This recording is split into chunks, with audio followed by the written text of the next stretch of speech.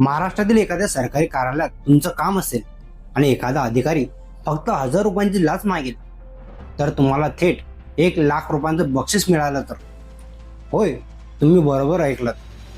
तामिळनाडूमध्ये मुख्यमंत्री थलपती विजय यांनी भ्रष्टाचाराविरोधात एक मोठी घोषणा केली आहे.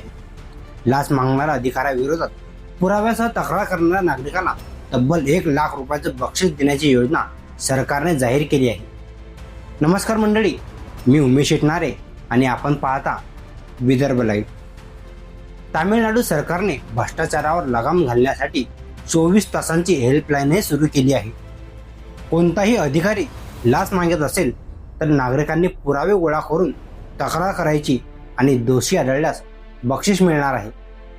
विशेष म्हणजे थलपती विजय यांनी निवडणुकीत दिलेली आश्वासने पूर्ण करण्यासाठी पावले उचलण्यास सुरुवात केली आहे. नागरिकांना सरकारी योजनांचा लाभ थेट मिळावा, लाचखोरी थांबावी आणि प्रशासन पारदर्शक व्हावं यासाठी नवीन उपाययोजना राबवल्या जात आहेत. आता मोठा प्रश्न असा आहे की जर तामिळनाडूमध्ये अशी योजना लागू होऊ शकते तर महाराष्ट्रात का नाही?